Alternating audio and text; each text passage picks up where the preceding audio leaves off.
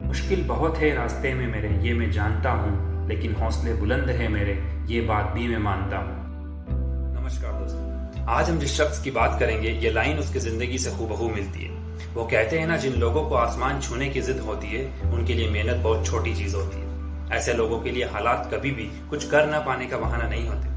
जी हाँ दोस्तों, आज हम उस साइंटिस्ट की बात करेंगे और उनकी सबसे बड़ी खोज की, जिसने हमारी जिंदगी पर बहुत गहरा प्रभाव डाला है। या यूं कहें, उनकी इस खोज के बिना आज हम जीवन जीने की कल्पना भी नहीं कर सकते थे। आज हम जिस शख्स की बात करेंगे उनका नाम है सर माइकल फैराडे, जिन्हें आज दुनिया फादर ऑफ इलेक्ट्रिसिटी के नाम से भी जानती है। माइकल फैराडे की लगन और कुछ करने की चाहत साइंस की दुनिया में एक ऐसी खोज की जो हम इंसानों के लिए वरदान बन गई।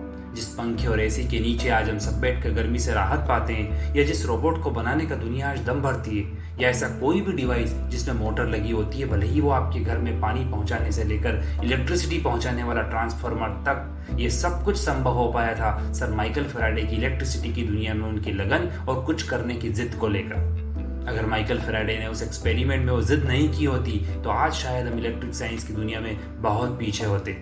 आज हम माइकल फैराडे के जीवन और उनकी खोज से जुड़े उस दिलचस्प किस्से के बारे में जानेंगे जो शायद आपने पहले कभी नहीं सुना होगा।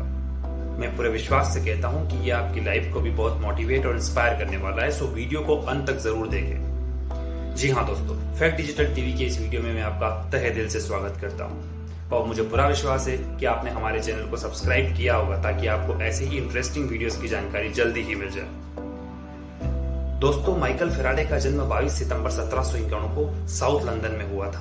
इनके पिता का नाम जेम्स फैराडे था। इनके पिता एक बहुत ही गरीब लोहार थे जो अपने पैसों से सिर्फ परिवार का पेट ही पाल सकते थे। बचपन में ही माइकल फैराडे अपने पिता के साथ काम भी करते थे और रात को ही पढ़ाई करते थे।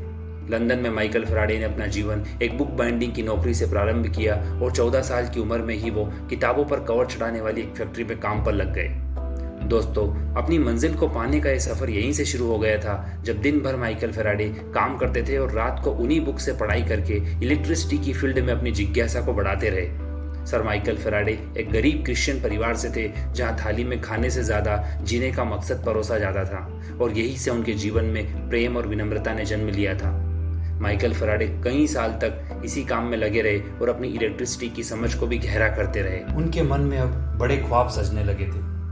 कहते हैं भाग्य भी उनका साथ देता है जो बहादुर होते हैं, और इसी के चलते अपने किसी ग्राहक से एक दिन उन्हें साइंस शो का टिकट मिला जिसका नाम था साइंस फॉर द पब्लिक। उस शो में उस दौर के बहुत बड़े साइंटिस्ट सर हम्फ्री डेवी अपना शो करने वाले थे।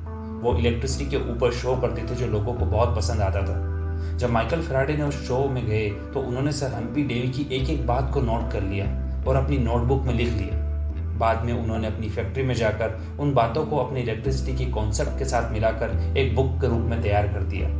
उनके पास एक यही रास्ता था अपनी काबिलियत दिखाने का, जिसे उन्हें विश्वास था कि ये तोहफा सर हम्फ्री डेवी को पसंद आएगा, जिससे वो उन्हें अपने पास बुला सकते हैं। ये बुक पढ़कर हम्फ्री डेवी बहुत हैरान हुए। एक फैक्ट्री में काम करने वाले इस यंग लड़के की बुक पढ़कर वो माइकल फैराडे से बहुत प्रभावित हुए। उन दिनों सर हम्फ्री डेवी को अपने एक एक्सपेरिमेंट के दौरान उनकी आंख में चोट लग गई थी और उन्हें अब एक असिस्टेंट की जरूरत थी। उन्हें माइकल फैराडे की वो बुक याद आई और उन्होंने तुरंत माइकल फैराडे को अपने असिस्टेंट के रूप में टेम्परेरी तौर पर काम पर रख लिया। जल्द ही माइकल फैराडे ने सर हम्फ्री डेवी का सारा काम संभाल लिया और जो नौकरी कुछ दिनों के लिए मिली थी अब वो परमानेंट नौकरी में तब्दील हो गई और रॉयल इंस्टीट्यूट अब उनके लिए एक घर जैसा हो गया। रॉयल इंस्टीट्यूट ग्रेट ब्रिटेन का एक लीडिंग रिसर्च सेंटर था जहाँ उस दौर के सबसे जीनियस साइंटिस्ट काम करते थे। कुछ दिनों में ही माइकल फैराडे का नाम वहाँ लोगों की जुबान पर आ गया और उन्हें अब सब जानने लगे थे। उसी दौरान हम्फ्री डेवी अपनी एक टीम के साथ एक अजीब चीज को लेकर एक्सपेरिमेंट कर रहे थे जो आगे चलकर एक क्रांतिकारी खोज बन गई। दरअसल साल 1820 में हैंस क्रिश्चियन ओरेस्टेड ने अपनी एक खोज में बताया था कि कोई भी करंट कैरिंग कंडक्टर एक मैग्नेटिक फील्ड को प्रोड्यूस करता है, यानी किसी भी वायर में अगर करंट पास किया जाए तो उससे मैग्नेटिक वेव्स यानी चुंबकीय क्षेत्र पैदा किया जा सकता है। उनकी यही खोज से माइकल फैराडे के दिमाग में बहुत से एक्सपेरिमेंट चलने लगे थे। वो सोचने लगे कि अगर इलेक्ट्रिक करंट से मैग्नेटिक वेव्स यानी चुंबकीय क्षेत्र पैदा होता है तो क्या ऐसा संभव नहीं कि मैग्नेटिक फील्ड की मदद से इलेक्ट्रिक करंट को प्रोड्यूस किया जा सके। ये विचार सुनने में बहुत सीधा लगता है, लेकिन ये उस तरह से नहीं था। लेकिन इसी सोच से पूरी मानव सभ्यता को एक क्रांतिकारी इनोवेशन को जन्म दिया जिसकी वजह से आज हम आराम से जी पा रहे हैं। फेराडे ने जब ये आइडिया अपने इंस्टीट्यूट में रखा तब शुरुआत में सबको ये बहुत पसंद आया और सब लोगों ने फेराडे की इस रिसर्च में उनका साथ दिया। उनके इस प्रयोग में उन्होंने वायर की कुंडली बनाकर उन्होंने मैग्नेट के पास रखी, लेकिन उन्हें कुंडली में कोई भी करंट बनते नहीं दिखाई दिया। उन्होंने कई बार अपने प्रयोग को रिपीट किया लेकिन कुछ हासिल नहीं हुआ। वो कभी गैल्वेनोमीटर से चेक करते, कभी उन्होंने वायर के मटेरियल को चेंज किया, लेकिन कुछ हासिल नहीं हुआ। धीरे धीरे सारे साइंटिस्ट उनके इस एक्सपेरिमेंट से दूर होने लगे और सबने फेराडे को समझाया कि उनका ये विचार महज एक सोच है जिसे उन्हें भूल जाना चाहिए। लेकिन फेराडे ने उस एक्सपेरिमेंट में लगे रहते क्योंकि उन्हें अपनी सोच पर विश्वास था कि ऐसा जरूर होगा। कई साल तक अलग अलग तरीकों से वो अपने इस एक्सपेरिमेंट को प्रूव करने में लगे रहे और अब उन्हें अपने इंस्टीट्यूट से भी नोटिस आने लगा क्योंकि सबको लगता था कि फेराडे अपनी जिद के चलते अपना कीमती समय बर्बाद कर रहे हैं और उन्हें एक्सपेरिमेंट अब छोड़ देना चाहिए।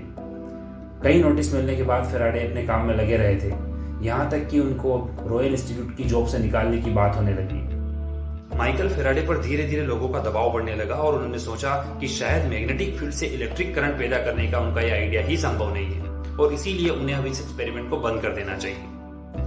इस बात से सभी लोग बेहद खुश थे, लेकिन माइकल फेराडे चाहते थे कि वो अंतिम बार उस लैब में जाकर अपने एक्सपेरिमेंट को देखें और इसी कारणवश माइकल फेराडे आखिरी बार अपनी लेबोरेटरी में जाते हैं और अपने उस सेटअप को देखने लगते हैं। उन्हें देख देख कर अब गुस्सा आ रहा था क्योंकि जिस एक्सपेरिमेंट को करने के लिए उन्होंने अपने कई साल लगा दिए, आज वो उन्हें बिना किसी निष्कर्ष या सफलता के बंद करना पड़ रहा था। और इसी बात को सोच समझकर उनके दिमाग में एक गुस्से की ज्वाला फूटने लगी और उन्होंने वायर की गुच्छी जो कि मैग्नेट से लगी हुई थी उसे तोड़ने के लिए जोर से खींचा ताकि वो उस पूरे सेटअप को तोड़ सके। तभी वो देखते हैं कि गैल्वेनोमीटर जो कि करंट चेक करने का डिवाइस होता है उसमें एक रीडिंग शो हुई और ये देखकर माइकल फेराडे की खुशी का ठिकाना नहीं रहा। वो कहते हैं ना, किसी चीज को अगर आप शिद्दत से चाहो तो पूरी कायनात उसे आपको दिलाने में जुट जाती है और यही कुछ हुआ था माइकल फेराडे की इलेक्ट्रिसिटी की दुनिया में उनकी चाहत को लेकर। वो बार बार मैग्नेट को कोइल के पास लेकर गए तो गैल्वेनोमीटर में हर बार एक रीडिंग शो हो रहा था। इस बात से फेराडे को यह ज्ञात हुआ कि अगर वायर की कुंडली और मैग्नेट के बीच रिलेटिव स्पीड को चेंज किया जाए तो इससे कोइल में करंट पैदा किया जा सकता है और इसी सिद्धांत को हम आज इलेक्ट्रोमैग्नेटिक इंडक्शन के रूप में जानते हैं। आज पूरे विश्व भर में इसी तरीके से बिजली का उत्पादन होता है और इस सिद्धांत के प्रूव होते ही पूरी दुनिया में फेराडे फेमस हो गए। लेकिन फेराडे अब यहाँ कहाँ रुकने वाले थे। उन्होंने एक और एक्सपेरिमेंट किया जिसमें इन्होंने बताया कि अगर हम दो कोइल को पास में रखते हैं और उसमें से एक कोइल में से करंट को पास करते हैं तो दूसरी कोइल में भी अपने आप करंट बनने लगेगा, क्योंकि जो पहली कोइल है उसमें से इलेक्ट्रिक करंट की वजह से एक मैग्नेटिक फील्ड पैदा होगी जिसकी वजह से दूसरी कोइल की मैग्नेटिक फील्ड चेंज होगी और उसमें भी करंट बनने लगेगा। इसी सिद्धांत को हम आज ट्रांसफार्मर में यूज करते हैं जिसकी वजह से आपके घरों तक बिजली पहुंचती है। सर फेराडे ने केमिस्ट्री में भी कई खोजें की और अपने महत्वपूर्ण योगदान दिए। अपने पूरे जीवन काल में माइकल फेराडे ने अनेक खोजें की जिनकी बदौलत हम लोग आज इलेक्ट्रिसिटी को लेकर इतने सहज हो पाए हैं। जीवन भर वो बिना किसी स्वार्थ के अपने काम में लगे रहे। संपूर्ण निष्ठा और आत्मविश्वास से कोई साधारण इंसान क्या हासिल कर सकता है, सर फेराडे उसका एक अविस्मरणीय उदाहरण है। सर हम्फ्री डेवी भी माइकल फेराडे को अपनी सबसे बड़ी खोज मानते थे। 25 अगस्त 1867 को सर माइकल फेराडे ने इस दुनिया को अलविदा कह दिया। फेराडे अपने महान आविष्कारों के लिए सदैव याद रखे जाएंगे। आशा करता हूं दोस्तों आपको हमारा ये एपिसोड भी पसंद आया होगा और आपको सर फेराडे के जीवन से इंस्पिरेशन जरूर मिली होगी। दोस्तों ऐसे ही इंटरेस्टिंग वीडियो के लिए हमारे चैनल को सब्सक्राइब करना ना भूलें। मिलते हैं अगले वीडियो में, तब तक के लिए आपसे इजाज़त लेता हूँ। धन्यवाद।